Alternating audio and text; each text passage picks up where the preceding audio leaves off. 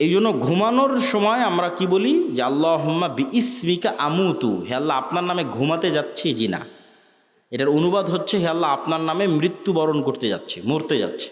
ঠিক পরের দিন সকালে যখন ঘুম থেকে উঠি তখন কিন্তু এটা বলা নাই যে আল্লাহ আপনার রহমত আপনার দয়া ঘুম থেকে উঠলাম। জি না, আহইয়ানা বাদামা আমাতানা, হে আল্লাহ মরে গেছিলাম, মরা থেকে বেঁচে উঠলাম। কি অনুবাদ দেখেছেন? দোয়ার অনুবাদ কি ভয়ঙ্কর, যে হে আল্লাহ মরে গেছিলাম, মরা থেকে সকালবেলা বেঁচে উঠলাম। তাহলে ওই যে মারা গেছিলাম রাতের বেলা, এটাই বারজাকি জগতের হালকা স্বাদ, পরের জগতে। মানে আপনার মরার পরে কি হবে, ওই গায়েবের জগতের কিছু আলামত এই জগতে আপনি প্রতিদিন দেখতে পাচ্ছেন। আমাদের পরের জগৎটা হচ্ছে বারজাকি জগৎ। তো বারজাকি জগতের কিছু চিহ্ন, ওটা গায়েব। ওই গায়েবের জগতের কিছু চিহ্ন এই জগতে আছে, সেটা হচ্ছে ঘুম। প্রতিদিন আমরা একবার করে বারজাকি জগতে চলে যাই বা বারজাকি জগতের একটা স্বাদ নিয়ে আসি। মৃত্যুর পরবর্তী জীবনটাও এরকম, কিয়ামত হওয়ার আগ পর্যন্ত। এখন যারা ঘুম চলে গেছে এদের মধ্যে একদল মানুষের স্থায়ী মৃত্যু হয়ে যাবে ঘুমের মধ্যে, কেন আল্লাহ সুবহানাহু ওয়া তাআলা প্রত্যেক ঘুমন্ত বান্দার রূহকে তার নিকটে টেনে নেন। প্রত্যেক ঘুমন্ত বান্দার পবিত্র কোরআনের আয়াত, যাদের যাদের বাঁচিয়ে রাখতে চান তাদের রূহগুলো আবার ফেরত দিয়ে পাঠান যখন তারা ঘুম থেকে ওঠে।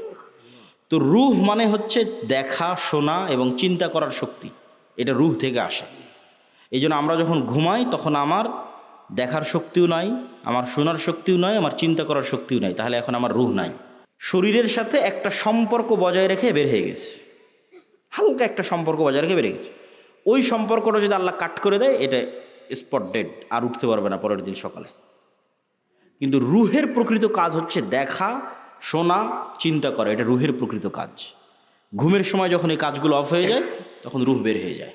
ঠিক এবার বারজাকি জগতে যখন আপনি চলে গেছেন তখন পরের জগতের কিছু আলামত আপনি কবরের জগতে পাবেন। মানে পরের জগৎটা তো জান্নাত এবং জাহান্নাম, কিয়ামতের পরের যে জান্নাত জাহান্নাম, তখন কবরে থাকা অবস্থাতেই জান্নাতের মৃদু আবহাওয়া আসবে। তাহলে আলামত দেখাচ্ছে যে এর পরের যে জগৎ, সে জগতে তুমি জান্নাতে যাবা, সেটার কিছুটা আলামত নেও। যেমন দুনিয়াতে থাকতে তুমি ঘুমের মাধ্যমে পরের জগতের কিছু আলামত নিতা, এখন তুমি বারজাকি জগতে আছো, এখানে থাকা অবস্থায় এর পরের জগতের কিছু আলামত নেও। যদি জাহান্নামের হয়, শাস্তিযোগ্য বান্দা হয়, তাহলে জাহান্নামের গরম বাতাস আসতে থাকে তার কবরে। সরাসরি কিন্তু ওকে জাহান্নামে দেওয়া হয়নি, সরাসরি জান্নাতে দেওয়া হয়নি, কিন্তু তার পরের জগতে কি হবে তার কিছু ফিলিংস সে ওখানেই পাচ্ছে। এবং মানুষের আমলের ধরন অনুযায়ী এই রূহগুলো বিভিন্ন পর্যায়ে থাকে, আমলের ধরন অনুযায়ী। যেমন যারা শহীদ, তাদের রূহগুলো পাখি হিসেবে জান্নাতে উঠতে থাকে এবং খাবারও গ্রহণ করতে থাকে। ইউরজাকুন, রিজিক দেওয়া হয়। তাহলে যারা শহীদ হয়ে গেল এদের রূহ পাখি হিসেবে জান্নাতে উঠতেছে। এদের চেয়েতেও যারা শ্রেষ্ঠ, শহীদদের চেয়েতেও যারা টপ লেভেলের রূহ, তারা আল্লাহ সুবহানাহু ওয়া তাআলার আরশের নিচে ঝুলন্ত অবস্থায় থাকে বারজাকি জগতে। এদের চেয়েতেও যারা টপ লেভেলের শ্রেষ্ঠ, তারা হচ্ছে নবীরা। তারা দুনিয়া থেকে মৃত্যুবরণ করেছে, কিন্তু নবীদের বারজাকি জগতের জীবনযাপন আরও উন্নত পর্যায়ের, মানে কোয়ালিটি আরও বেশি। কোয়ালিটিটা কেমন? রাসূলুল্লাহ সাল্লাল্লাহু আলাইহি ওয়াসাল্লাম যখন গেলেন প্রথম আসমান, দ্বিতীয়, তৃতীয়, চতুর্থ, পঞ্চম, ষষ্ঠ, সপ্তম, সব আসমানে নবীদের সাথে কথা হয়েছে। তো নবীরা তো মরে গেছে দুনিয়াতে, তাহলে ওখানে কীভাবে কথা হচ্ছে? নবীদেরকে সাথে করে না সালাত কীভাবে হচ্ছে? তথা নবীদের বারজাকি জগতের যে জীবন, সেটা বারজাকি জগতে আর যত রূহ আছে তাদের চেয়ে টপ কোয়ালিটির জীবন, যেখানে ইবাদত করাও সম্ভব, যেখানে কথা বলাও সম্ভব। মুসা আলাইহিস সালাম তো কতদিন আগে মরে গেছে, কিন্তু মুসা আলাইহিস সালামের সাথে মুহাম্মদ সাল্লাল্লাহু আলাইহি ওয়াসাল্লামের দেখা হচ্ছে মেরাজের সফরে এবং কথা বলতেছে। তো এটা হলো বারজাকি জগতের জীবন, যেটা কিয়ামতের পূর্ব পর্যন্ত এবং মৃত্যুর পরের। তাহলে এগুলো তো গায়েব। এই গায়েবগুলোর উপর আপনার ঈমান, ইয়াকিন কোন পর্যায়ের, আপনি কোন জায়গা থেকে এগুলোর উপর ঈমান রাখেন? এগুলো কি আপনি চোখে দেখতে পাওয়ার মতো ঈমান রাখেন, না বাস শুনলাম দেখলাম শেষ? যতক্ষণ পর্যন্ত চোখে দেখতে পাওয়ার মতো ঈমান অর্জন এই জিনিসগুলোর উপর না হবে, ততক্ষণ পর্যন্ত গোলামি থেকে মুক্তির রাস্তা তৈরি হবে না। আর যদিও আজকের দুনিয়ার বস্তুবাদী জগতে মনে হচ্ছে যে বস্তুবাদী জগতে কিভাবে গায়েবের উপর ঈমান রাখা যায়, কিন্তু আমি চিন্তা করে দেখলাম যে এই বস্তুবাদী জগতে গায়েবের উপর ঈমান মজবুত করার আরও বেশি রাস্তা তৈরি হয়েছে।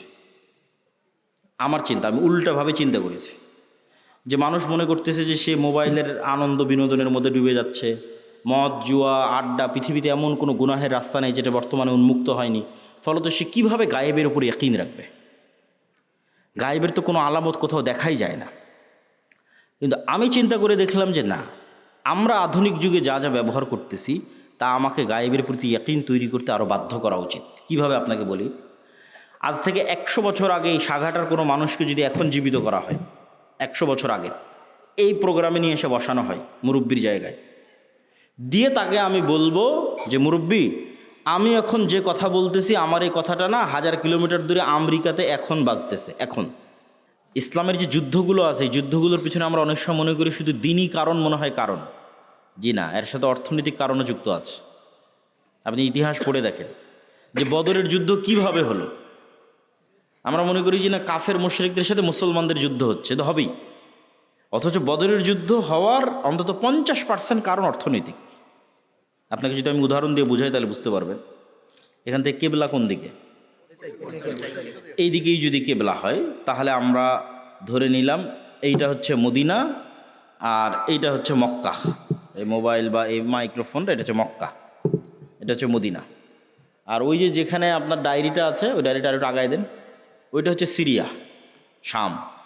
আর এই ধার দিয়ে এটা হচ্ছে সমুদ্র, লোহিত সাগর, লম্বা লোহিত সাগর। ওই পারে মিশর, যে পারে ক্যামেরাগুলো আছে ওই পারে মিশর, মিশরের উপরে আছে ভূমধ্য সাগর। তো এই সমুদ্রের ধার দিয়ে যে রাস্তা, এই রাস্তা দিয়ে এই মক্কার কাফের মুশরিকরা ব্যবসা করতে যায় সিরিয়াতে। মুহাম্মদ সাল্লাল্লাহু আলাইহি ওয়াসাল্লাম নিজেও ব্যবসা করতে গেছে তার চাচা আবু তালেবের সাথে, আরও অনেকজনের সাথে সিরিয়াতে ব্যবসা করতে গেছে এই রাস্তা ধরে, সমুদ্রের ধারের রাস্তা ধরে। এখন মুহাম্মদ সাল্লাল্লাহু আলাইহি ওয়াসাল্লাম মক্কা থেকে হিজরত করে চলে এসেছে মদিনায়। আর মুহাম্মদ সাল্লাল্লাহু আলাইহি ওয়াসাল্লাম যদি এই রাস্তা কেটে দেয়, এরা কোন দিক দিয়ে ব্যবসা করবে? বুঝেন না মনে হয় আমার কথা? কথা কি বোঝা যায়? তো মুহাম্মদ সাল্লাল্লাহু আলাইহি ওয়াসাল্লাম একদল সাহাবীকে আদেশ দিয়ে রাখলেন, এই রাস্তা দিয়ে যেন কোনো ব্যবসায়িক পণ্য না যায়, কাট অফ। মক্কার মানুষের মাথা নষ্ট হয়ে গেল। শুধু মুহাম্মদ সাল্লাল্লাহু আলাইহি ওয়াসাল্লাম যদি শুধু দাওয়াত দিতেন এত দ্রুত যুদ্ধ হতো না। কিন্তু যখন অর্থনীতির পেটে যখন গিয়ে আঘাত পড়ল তখন তো যুদ্ধ অবশ্যম্ভাবী। তখন আবু জাহাল দেখলো যে মদিনা যদি পাওয়ারফুল হয় আমাদের তো ব্যবসা স্থায়ীভাবে বন্ধ। কেননা এই মদিনা রাষ্ট্র পাওয়ারফুল মানে এই সমুদ্রের এই রাস্তার কন্ট্রোল মদিনা রাষ্ট্রের যে প্রধান তার হাতে। তাহলে মুহাম্মদ সাল্লাল্লাহু আলাইহি ওয়াসাল্লামের সাথে চুক্তি করা ছাড়া তো আমরা ব্যবসা করতে সিরিয়া যেতে পারবো না। অতএব শুরুতেই মদিনাকে ধ্বংস করে দাও। তখন ওরা নিজেরা জোরপূর্বক এই মক্কা থেকে গিয়ে বদরের যুদ্ধ হয়। বদরের যুদ্ধ সমুদ্রের ধারে হয়েছে। বদরের যুদ্ধ এই মদিনার সরাসরি মদিনাতে হয়নি, মদিনা থেকে 150-200 কিলোমিটার দূরে গিয়ে এই সমুদ্রের রাস্তার পাশে একটু দূরে যুদ্ধ হয়েছে। তো এটা বলার উদ্দেশ্যটা কি, যে অর্থনৈতিক গুরুত্বটা বোঝেন, যে টাকা পয়সার গুরুত্বটা কি। মুহাম্মদ সাল্লাল্লাহু আলাইহি ওয়াসাল্লাম যখন মদিনায় আসলেন, এসে দেখলেন যে মদিনার সকল টাকা পয়সার কন্ট্রোল ইহুদিদের হাতে। তো আচ্ছা একটু আমি আগিয়ে নিচ্ছি, সমস্যা নেই। অর্থনীতির কন্ট্রোল ইহুদিদের হাতে। তখন মুহাম্মদ সাল্লাল্লাহু আলাইহি ওয়াসাল্লাম এই মক্কা থেকে যে মুহাজিরেরা গেছে এরা সবাই বিজনেসম্যান। মুহাম্মদ সাল্লাল্লাহু আলাইহি ওয়াসাল্লাম নিজেও বিজনেসম্যান। লিইলাফি কুরাইশ ইলাফিহিম রিহলাতাশ শিতাই ওয়াস সাইফ, এই সূরাতে ব্যবসার যাত্রার কথা বলা আছে। তো কুরাইশরা ব্যবসায়ী জাতি, ব্যবসা করে খায়। আর মদিনার আনসারীরা আপনাদের মতো কৃষিকাজ করে, তারা ব্যবসা বোঝে না বা কম বোঝে, ব্যবসা নিয়ে তাদের লেনদেন কম, তারা কৃষিকাজ নিয়ে ব্যস্ত থাকে। তো এই যে মক্কা থেকে যে সাহাবীরা হিজরত করে আল্লাহর নবীর সাথে মদিনায় গেল, তারা সবাই ব্যবসা বুঝত। আল্লাহর নবী দেখলেন যে মদিনার অর্থনৈতিক কন্ট্রোল যদি ইহুদিদের হাতে থাকে, আমি কিভাবে রাষ্ট্র চালাবো। তখন আল্লাহর নবী আনসারীদের বললেন, এই শোনো, তোমাদের যা জমি জায়গা আছে, যা টাকা পয়সা আছে, তা ভাগ ভাগ করে একটা অংশ মুহাজির যারা খালি হাতে আসছে মক্কা থেকে এদেরকে দিয়ে দাও। এরা ব্যবসা বুঝে, এরা ব্যবসা করতে পারবে। রাসূল সাল্লাল্লাহু আলাইহি সাল্লামের কথা শুনে আনসারীরা তাই করলেন। সবাই কেউ নিজের সম্পদের অর্ধেক, কেউ নিজের সম্পত্তি 3 ভাগের 1 ভাগ মুহাজিরদের দিয়ে দিলেন। আর মুহাজিরেরা ব্যবসা বুঝে ওরা ব্যবসা শুরু করে দিল। অল্প কয়েকদিনের মধ্যে উসমান ইবনে আফফান, আব্দুর রহমান ইবনে আউফ, জুবাইর ইবনুল আওয়াম, এরা হচ্ছে কোটিপতি সাহাবী, মাল্টি বিলিয়নার সাহাবী। এরা রাসূল সাল্লাল্লাহু আলাইহি ওয়াসাল্লামের জীবদ্দশাতেই কোটিপতি হয়ে গেছিল। তো এরা যদি কোটিপতি না হতো তাহলে ওই মদিনার অর্থনীতির কন্ট্রোল কাদের হাতে থাকতো? ইহুদিদের হাতে। এখন কি সমস্যা হতো, খালি একটা উদাহরণ বলি। মদিনায় গিয়ে যখন প্রথম রাসূল সাল্লাল্লাহু আলাইহি ওয়াসাল্লাম মসজিদে নববী তৈরি করে, তখন মসজিদে নববীর সামনের কুয়ার মালিক ইহুদি। সামনের কুয়ার মালিককে ইহুদি। আজকেও সৌদি আরবের সবচেয়ে বড় সমস্যা পানি। আজ থেকে 1400 বছর আগে তাহলে কত সমস্যা হতে পারে পানি নিয়ে। তা এখন এই মসজিদে নববীতে যারা সালাত আদায় করতে আসবে এদের উজু করা লাগবে। তো উজু করতে এদের অনুমতি নিতে হবে কার? ইহুদির। তাহলে মাথাটা নত কার হচ্ছে? মুহাম্মদ সাল্লাল্লাহু আলাইহি ওয়াসাল্লামের। নত হচ্ছে না যে ইহুদি তোমার এখানে আমার উম্মত উজু করবে, একটু অনুমতি দাও। তাহলে অর্থনৈতিক মুক্তি ছাড়া মাথা উঁচু হয় না। মুহাম্মদ সাল্লাল্লাহু আলাইহি ওয়াসাল্লাম বললেন, কে আছে এমন যে এই কুয়া কিনে দিতে পারবে আল্লাহর সন্তুষ্টির জন্য? জান্নাত। উসমান ইবনে আফফান বলল, আমি আছি আল্লাহর নবী। আল্লাহু আকবার। তাহলে উনি যে ওনার টাকা দিয়ে মসজিদে নববীর সামনের কুয়াটা কিনে দিলেন, তাতে সম্মান কার রক্ষা হলো? মুহাম্মদ সাল্লাল্লাহু আলাইহি ওয়াসাল্লামের রক্ষা হলো, মাথা উঁচু থাকলো। এই জন্য অর্থনৈতিক মুক্তি ছাড়া কখনো গোলামি থেকে মুক্তি হয় না। উম্মতে মোহাম্মদী কখনো চাকুরিজীবী জাতি ছিলই না। এই উপনিবেশের পর তারা শিখেছে চাকরি করতে হয়। যেটা আল্লামা ইকবালেরও সেম অ্যানালাইসিস, कि नहीं मकाम की खूगर तबीयत आज़ाद सैरे मिसाल नसीम पैदा कर हजार चश्मा फूटे तेरे संगे राह से खुदी में डूब के ज़रबे मूसा पाए ज़रबे कलीम पैदा कर। তো এই কবিতাটার অর্থ হচ্ছে উনি বুঝাচ্ছেন যে মুসলমানেরা কখনো নির্দিষ্ট জায়গার মুখাপেক্ষী ছিল না। আপনি সব সাহাবীর জীবনী উঠিয়ে দেখেন যে সাহাবীদের 100%-এর 80% নিজ এলাকায় মারা যায়নি, 70% 60% নিজ এলাকায় মারা যায়নি। ধরেন জন্ম হয়েছে মক্কায় অথবা মদিনায়, তারপরে ইসলামী খেলাফতের রাষ্ট্রের সীমানা যত বাড়তে থেকেছে, কেউ দাওয়াত নিয়ে চলে গেছে মিশরে। যেমন আবদুল্লাহ ইবনে আমর ইবনে আস চলে গেছে মিশরে, আবদুল্লাহ বিন আব্বাস চলে গেছে মক্কায়, আবদুল্লাহ বিন মাসউদ চলে গেছে কুফায়। তাহলে যতদূর পর্যন্ত ইসলামী রাষ্ট্র বাড়তে থেকেছে, এরা কোরআন এবং হাদিসের দাওয়াত নিয়ে ততদূর পর্যন্ত যেতে থেকেছে। কেউ কখনো মনে করেনি যে না আমাকে এখানেই থাকতে হবে। তো মরু যাযাবরেরা কখনো নির্দিষ্ট জায়গার মুখাপেক্ষী হয় না। আর মুসলমানেরা ব্যবসায়ী জাতি, যতদূর পর্যন্ত ইসলাম গেছে তার 50% যদি হয় যুদ্ধ, তো 50% ব্যবসা। যেমন মালয়েশিয়া, ইন্দোনেশিয়া, ব্রুনাই, এগুলোতে কোনো দিন যুদ্ধ হয়নি ইসলামের নামে। তাহলে ওরা ইসলাম গ্রহণ করলো কিভাবে? আরব ব্যবসায়ীরা ব্যবসা করতে করতে চলে গেছে মালয়েশিয়া, ব্যবসা করতে করতে চলে গেছে ইন্দোনেশিয়া, ব্যবসা করতে করতে চলে গেছে ব্রুনাই। ব্যবসা করতে গিয়ে সেখানে মানুষজন তাদের আচার আচরণ, সত্যবাদিতা, ন্যায়পরায়ণতা দেখে ইসলাম গ্রহণ করেছে, এলাকাকে এলাকা, এলাকাকে এলাকা। তো মুসলমানেরা ব্যবসায়ী জাতি। ব্যবসা ছাড়া টাকা ইনকাম করে আপনি দান করতে পারবেন না শান্তি মতো। আর জান্নাত শুধু ইবাদত দিয়ে জান্নাত 100% কনফার্ম করা কঠিন। আবার শুধু পাপ মুক্ত থাকার চেষ্টা করেও 100% জান্নাত কনফার্ম করা কঠিন। যেমন এখানে কেউ দাঁড়িয়ে বলা কঠিন যে আমি আমার জীবনে এক ওয়াক্ত সালাত কাজা করিনি, অথবা এইটা দাঁড়িয়ে বলা খুব কঠিন যে আমি প্রত্যেক 5 ওয়াক্ত সালাতের শুরু থেকে শেষ পর্যন্ত শুধু আল্লাহর কথা স্মরণে রাখি, আর কারো কথা, দুনিয়ার কোনো কথা আমার মাথায় আসে না। এটা বলা কঠিন। তাহলে কেউ কিয়ামতের মাঠে দাঁড়িয়ে আল্লাহকে বলতে পারবে না যে আল্লাহ আমি এক ওয়াক্ত সালাত কাজা দিই না, অথবা আমাকে জান্নাতে দিতেই হবে। এই চ্যালেঞ্জ দেওয়া কঠিন, জান্নাত দিতেই হবে। অথবা কেউ দাঁড়িয়ে বলবে যে আল্লাহ আমি একটাও গুনাহ করিনি, আমাকে জান্নাত দিতেই হবে, এটাও চ্যালেঞ্জ দেওয়া কঠিন। তাহলে জান্নাতে যাওয়ার জন্য আল্লাহর রহমতের ভিখারি। আল্লাহ ভালো মতো ইবাদত করতে পারিনি, অনেক গুনাহ করেছি, ক্ষমা করে দাও, আল্লাহ দয়া করলে এবার জান্নাত। কিন্তু জান্নাত কনফার্ম করার 2টা রাস্তা আছে, চ্যালেঞ্জ, যে জান্নাত আমারই, যাবই। একটা হচ্ছে জীবন আল্লাহর রাস্তায় দিয়ে শহীদ হয়ে যাওয়া, এটা কনফার্ম 100%। শহীদের রক্ত জমিনে পড়ার আগে তার যদি ইবাদতেরও কোনো কমতি থাকে ওটাও মাফ, আর যদি কোনো গুনাহ থাকে ওটাও মাফ। তাহলে একটা কনফার্মেশন পাওয়া গেল যে জীবন যদি আল্লাহর রাস্তায় দিয়ে দেওয়া যায় জান্নাত কনফার্ম। আর একটা কনফার্ম করার রাস্তা হচ্ছে টাকা,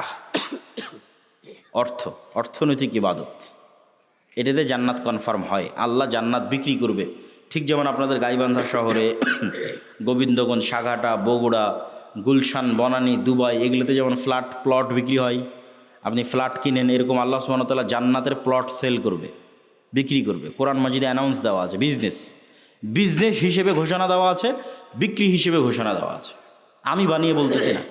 ইন্নাল্লাহ হাশতারা মিনাল মুমিনিনা আনফুসাহুম ওয়া আমওয়ালাহুম বিআন্না লাহুমুল জান্নাহ হাল আদুল্লুকুম আলা তিজারাতিন তুনজিকুম মিন আযাবিন নার। তাহলে আল্লাহ বিজনেসও ঘোষণা দিয়ে রেখেছে, আল্লাহ সুবহানাহু ওয়া তাআলা ক্রয় বিক্রয় ঘোষণা দিয়ে রেখেছে। তাহলে জান্নাতের বাড়ি, আপনাদের ভাষায় প্লট ফ্ল্যাট আল্লাহ বিক্রি করবে, সেল করবে, এবং এটাকে আল্লাহ ব্যবসা বলছে। এবং এই ব্যবসাটা শতভাগ লাভজনক। কেন শতভাগ লাভজনক সেটাও বলবো। তো তার আগে বুঝি যে টাকা দিয়ে জান্নাত কিভাবে কিনা যাবে। দুনিয়াতেই আল্লাহ সুবহানাহু ওয়া তাআলা অসংখ্য ইবাদতের কমতিতে টাকার জরিমানা দিয়ে মাফ করার ব্যবস্থা করেছেন, এবং অসংখ্য গুনাহের কাফফারায় টাকার জরিমানা দিয়ে মাফ করার ব্যবস্থা করেছেন দুনিয়াতে। যেমন কেউ হজ এবং ওমরা করতে গেছে, ওমরা করতে গিয়ে কোনো একটা ইবাদত ছুটে গেছে, বড় একটা ইবাদত, জামরায় হয়তো পাথর মারতে যেতে পারেনি, তাহলে ইবাদতে কমতি হয়ে গেছে। এখন আল্লাহ রসুল বলতেছে, ঠিক আছে, কমতি যেহেতু হয়ে গেছে, তুমি একটা দম, একটা দুম্বা, একটা খাসি আল্লাহ রাস্তায় কুরবানি করে দাও, ওইটা এটাকে মেকআপ করবে, কাভার দিবে। তাহলে টাকা দিয়ে ইবাদতের কমতি পূরণ করা যাচ্ছে। এবার গুনাহের কাফফারা, রমাজান মাসে দিনের বেলায় কেউ তার স্ত্রীর সাথে সাংসারিক জীবনে গেছে, আল্লাহ সুবহানাহু ওয়া তাআলা কোরআনে আয়াত অবতীর্ণ করে বলতেছে গোলাম আজাদ করতে হবে অথবা 60 জন মিসকিনকে খাওয়াতে হবে। তো গোলাম আজাদ করতেও টাকা লাগবে, 60 জন মিসকিনকে খাওয়াতেও টাকা লাগবে। তাহলে টাকাটা দিয়ে গুনাহের কাফফারা হচ্ছে দুনিয়াতেই। এই সেম নিজাম ব্যবস্থা কিয়ামতের মাঠেও থাকবে। যেমন দুনিয়াতে আপনি অসুখ বিসুখ পড়ে গেলে ক্লিনিকে মেডিকেলে নিয়ে গেলে টাকা পয়সার দরকার হয়, বিদেশে নিয়ে গেলে আরও দরকার, সিঙ্গাপুর থাইল্যান্ড ব্যাংকক নিয়ে গেলে আরও টাকা লাগবে, ছেলে মেয়েকে স্কুল কলেজ ইউনিভার্সিটিতে পড়াতে টাকা লাগবে, বিপদ আপদ বিবাহ শাদী টাকা লাগে, কেস কোর্ট কাচারি মামলা মোকদ্দমা টাকা লাগে, এগুলো টাকা দিয়ে পার হওয়া যায়। একই ঘটনা কিয়ামতের মাঠে ঘটবে। কিন্তু সমস্যা হচ্ছে কিয়ামতের মাঠে নতুন করে টাকা অ্যারেঞ্জ করার কোনো সিস্টেম নাই। কিয়ামতের মাঠে কারো থেকে ধার নেওয়ারও কোনো সিস্টেম নাই। তাহলে কিয়ামতের মাঠে আমাকে এবং আপনাকে ধনী অবস্থায় উঠতে হবে, যে আজ কিয়ামতের মাঠে উঠেছি কোটি টাকার মালিক অবস্থায়। তাহলে বাঁচার রাস্তা আছে। ইবাদতের কমতিতেও ওই কোটি টাকা কাজে দিবে, গুনাহের কাফফারাতেও ওই কোটি টাকা কাজে দিবে। মানুষ যারা পাওনাদার আসবে, আল্লাহ আমার নামে গীবত করেছে, অপবাদ দিয়েছে, মিথ্যা বলেছে, এই সেই যা আছে, হক দেয়নি, যা আসবে সবগুলো কাভার দেওয়া যাবে, মেকআপ দেওয়া যাবে যদি ধনী অবস্থায় কিয়ামতের মাঠে উঠেন। যেমন দুনিয়াতে আপনি ধনী থাকলে কাভার দিতে পারেন যে কোনো সমস্যা, কিয়ামতের মাঠেও যদি ধনী অবস্থায় উঠেন কাভার দিতে পারবেন। কিন্তু কিয়ামতের মাঠে ধনী অবস্থায় ওঠার জন্য এখন থেকেই ব্যাংকে জমা করতে হবে, আল্লাহর ব্যাংকে, পরকালের ব্যাংকে এখন থেকে জমা করতে হবে। এবং আল্লাহ সুবহানাহু ওয়া তাআলার সাথে এই ব্যবসা কেন লাভজনক সেটাও বলি। আল্লাহ যে বলছেন তোমরা আমার সাথে ব্যবসা করো, এটা শতভাগ লাভজনক। কেন লাভজনক? আপনি যদি আজকে শাখাটা বাজারে একটা জমি কিনেন, তাহলে জমিওয়ালা আপনার দেওয়া টাকা নিয়ে চলে যাবে, ওই টাকার উপর আপনার কোনো কন্ট্রোল থাকবে না, কোনো দখল থাকবে না, আর জমিটা আপনি তার থেকে বুঝিয়ে নেবেন। এখন আল্লাহ সুবহানাহু তাআলার জন্য আপনি পরকালের অ্যাকাউন্টে যে টাকা জমা দিবেন, ওই টাকা কি আল্লাহ নিয়ে চলে যাবে? ওই টাকা দিয়ে যদি আপনি মসজিদে একটা এসি বা একটা ফ্যান লাগান, ওই ফ্যানের বাতাস কে খাবে? আপনিই তো খাবেন। ওই টাকা তো আর আল্লাহ নিয়ে গেলেন, আর ফ্যানের বাতাস আল্লাহ খাবে না। ধরেন আপনি টাকা দিয়ে একটা গরু জবাই দিলেন, ওই গরুর গোস্ত কে খাবে? আপনিই খাবেন না? ওই গরুর গোস্ত আল্লাহর কাছে চলে যাবে, আল্লাহ নিয়ে যাবে? আল্লাহ খাবারের মুখাপেক্ষী নয়। তাহলে আরেকজনের সাথে যখন লেনদেন হচ্ছে তখন টাকা কিন্তু চলে যাচ্ছে, আর আল্লাহর সাথে যখন লেনদেন হচ্ছে তখন ওই টাকা আমি ভোগ করতেছি, মাঝখান থেকে ফিরি ফাও আল্লাহ জান্নাত দিয়ে দিচ্ছে। তাহলে আল্লাহর সাথে ব্যবসায় কোনো লস আছে? কোনো লস নাই। ধরেন এই প্রতিষ্ঠানে আপনি দান করলেন, এই প্রতিষ্ঠানে দান করে এখানে পড়বে কে? আপনার ছেলে মেয়ে। কেউ যদি বেতন পায়, আপনার গ্রামের ছেলে মেয়ে। তাহলে মাঝখান থেকে তো আপনি ফ্রিতে জান্নাত পাচ্ছেন। টাকাটা তো দুনিয়াতেই থাকতেছে, দুনিয়ার মানুষই খাচ্ছে, আপনি আপনার আত্মীয় স্বজন পাড়া প্রতিবেশী তারাই খেয়ে শেষ করে দিচ্ছে। তো যাক, আমি বক্তব্যের শুরুতে এই কথাগুলো বললাম যে আপনাদের মধ্যে যদি, এখন আমি জানি না যে এখানে কেউ স্বেচ্ছাসেবক পাঠিয়ে বৈঠকি দান সংগ্রহ করবে কিনা, কিন্তু দান অর্থনৈতিক ইবাদত, অত্যন্ত শক্তিশালী একটি ইবাদত। যদি যায় তাহলে আপনারা সকলেই অংশগ্রহণ করার চেষ্টা করবেন। এই বলে আমি আমার এবং তোমাদের যারা মাদ্রাসা কর্তৃপক্ষ আছে তাদেরও যদি যাওয়ার সিস্টেম থাকে পাঠাতে পারো। এই কথা বলে আমরা আমাদের মূল বক্তব্যের দিকে এগিয়ে যাচ্ছি। আমাদের মূল বক্তব্য হচ্ছে গোলামি থেকে মুক্তির রাস্তা, এটাই বক্তব্যের আলোচ্য বিষয়। 5টা পয়েন্টে আমরা সংক্ষিপ্ত করে আলোচনা করব। ঈমান বিল গায়বে ইয়াকিন, আল্লাহ সুবহানাহু ওয়া তাআলার সাহায্য ছাড়া বিজয় হয় না। আল্লাহর সাহায্য পাওয়ার জন্য আল্লাহ সুবহানাহু ওয়া তাআলার ইবাদত করতে হয়, সৎ আমলের মধ্যে সালাত এবং জিকির সবচেয়ে পাওয়ারফুল। দুনিয়াতে নেতা হওয়ার জন্য জ্ঞান অর্জন এবং সত্যবাদিতা ও ন্যায়পরায়ণতার কোনো বিকল্প নাই। এই 5টা পয়েন্টে আমরা সংক্ষিপ্ত করে ব্যাখ্যা করব এবং বক্তব্যের শেষের দিকে চলে যাব। প্রথম 2টা হচ্ছে ঈমান বিল গায়েবে ইয়াকিন। গায়েব মানে অদৃশ্য। আজকের যুগের মুসলমানদের সবচেয়ে বড় সমস্যা হচ্ছে আসলে প্রকৃত অর্থে মুসলমানদের ঈমানই নাই, ঈমান মজবুত নয়, গায়েবের উপর ঈমান নাই। কেন আজকের দুনিয়া বেশি বাস্তববাদী, বেশি বস্তুবাদী, বেশি দুনিয়ামুখী। ফলত গায়েবের যে লজিক, যে সূত্র, এটা কেউ বুঝেও না, কেউ জানতেও চায় না। কিন্তু গায়েবের কার্যকরণের সূত্র এবং লজিক সবচেয়ে পাওয়ারফুল। এগুলোর জ্ঞান এবং নলেজ কোরআন এবং হাদিসে আছে। যেমন কিছুক্ষণ আগে ধানের কথা বললাম, ওইটার সাথে একটা সূত্র দেখেন, a+b² মতো সূত্র, যে দুনিয়ার লজিকে আমি যদি ধরেন পকেটে আমার 1000 টাকা থাকে, তাহলে 1000 টাকা থেকে যদি আমি 500 টাকা দান করি, এই যে 1000 টাকা, এখান থেকে 500 টাকা যদি দেই আপনাকে, তাহলে 500 টাকা দুনিয়ার কাগজে কলমের হিসাবে কমে গেল। কিন্তু এইটার সাথে গায়েবের অদৃশ্য লজিকে প্লাস হয়ে গেল। এটা সূত্র, এটা গায়েবের সূত্র। এই প্লাসের প্রভাব 5 বছর পর দেখা যাবে, 10 বছর পর দেখা যাবে। ঠিক আমি একজনকে 1000 টাকা কর্জ দিলাম, তার সাথে 1100 টাকা সুদ হিসেবে নিলাম। দুনিয়ার হিসেবে 100 টাকা অতিরিক্ত দেখাচ্ছে, কিন্তু গায়েবের লজিকে ওখানে 100 টাকা কমে গেছে। কিন্তু ওই 100 টাকা যে কমে গেছে, এটার প্রভাব 5 বছর 10 বছর পর দেখা যাবে। এগুলো গায়েবের সূত্র। এই গায়েবের সূত্রগুলোর উপর, গায়েবের অস্তিত্ব এবং বাস্তবতার উপর মুসলমানদের ঈমান নাই। যেমন ফেরেশতারা কোথায় যায়, কি করে, ঠিক আছে, আপনার বাড়িতে নূর আছে কিনা, আপনার বাড়িতে শয়তান আছে না ফেরেশতা আছে, আপনার কলবে নূর আছে কিনা, এগুলো সব গায়েব, এগুলো কিন্তু দেখা যায় না, এগুলো গায়েবের জগৎ।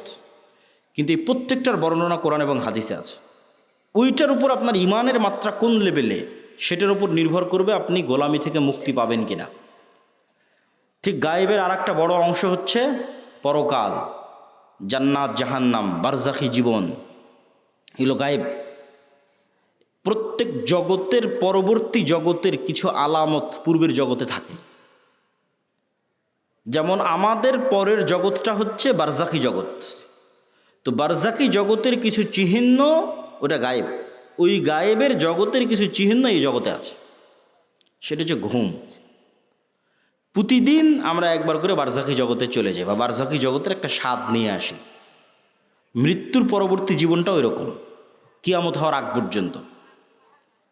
এই জন্য ঘুমানোর সময় আমরা কি বলি, যে আল্লাহুম্মা বিইসমিকা আমুতু, হে আল্লাহ আপনার নামে ঘুমাতে যাচ্ছি, জি না, এটার অনুবাদ হচ্ছে হে আল্লাহ আপনার নামে মৃত্যুবরণ করতে যাচ্ছি, মরতে যাচ্ছে। ঠিক পরের দিন সকালে যখন ঘুম থেকে উঠি, তখন কিন্তু এটা বলা নাই যে আল্লাহ আপনার রহমত, আপনার দয়া, ঘুম থেকে উঠলাম, জি না, আহইয়ানা বাদামা আমাতানা, হে আল্লাহ মরে গেছিলাম, মরা থেকে বেঁচে উঠলাম। কি অনুবাদ দেখেছেন? দোয়ার অনুবাদ কি ভয়ঙ্কর, যে হে আল্লাহ মরে গেছিলাম, মরা থেকে সকালবেলা বেঁচে উঠলাম। তাহলে ওই যে মারা গেছিলাম রাতের বেলা, এটাই বারজাখি জগতের হালকা স্বাদ পরের জগতে। মানে আপনার মরার পরে কি হবে, ওই গায়েবের জগতের কিছু আলামত এই জগতে আপনি প্রতিদিন দেখতে পাচ্ছেন।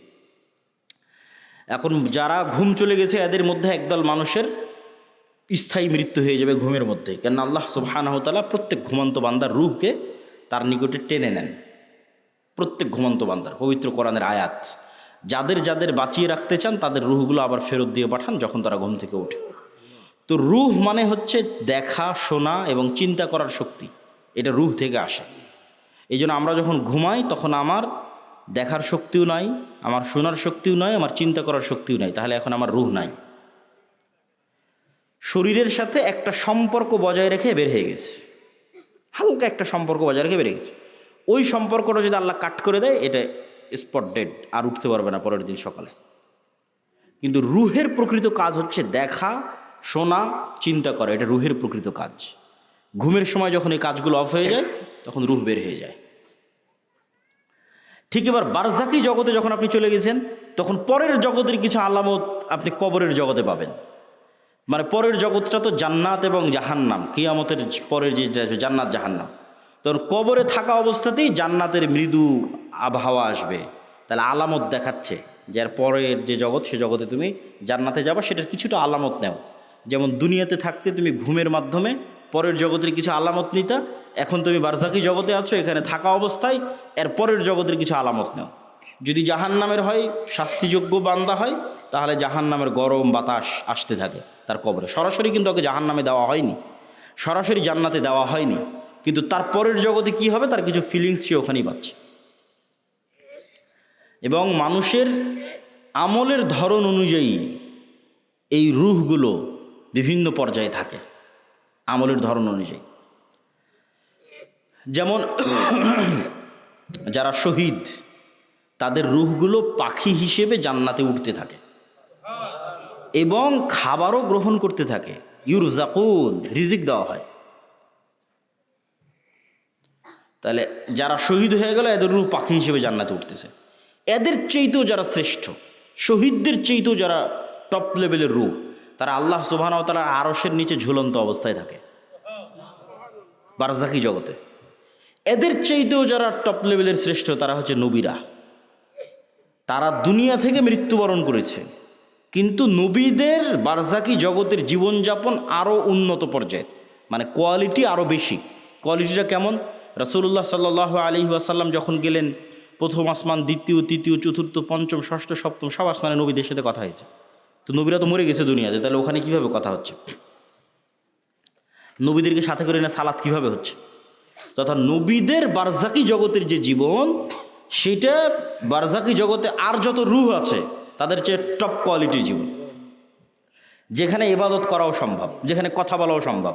মুসা আলাইহিস সালাম তো কতদিন আগে মরে গেছে, কিন্তু মুসা আলাইহিস সালামের সাথে মুহাম্মদ সাল্লাল্লাহু আলাইহি ওয়াসাল্লামের দেখা হচ্ছে মেরাজের সফরে, এবং কথা বলতেছে। তো এটা হলো বারজাকি জগতের জীবন, যেটা কিয়ামতের পূর্ব পর্যন্ত এবং মৃত্যুর পরের। তাহলে এগুলো তো গায়েব। এই গায়েবগুলোর উপর আপনার ঈমান, ইয়াকিন কোন পর্যায়ের, আপনি কোন জায়গা থেকে এগুলোর উপর ঈমান রাখেন? এগুলোকে আপনি চোখে দেখতে পাওয়ার মতো ঈমান রাখেন, না বাস শুনলাম দেখলাম শেষ? যতক্ষণ পর্যন্ত চোখে দেখতে পাওয়ার মতো ঈমান অর্জন এই জিনিসগুলোর উপর না হবে, ততক্ষণ পর্যন্ত গোলামি থেকে মুক্তির রাস্তা তৈরি হবে না। এই জন্য ঈমান মজবুত করা সবচেয়ে জরুরি।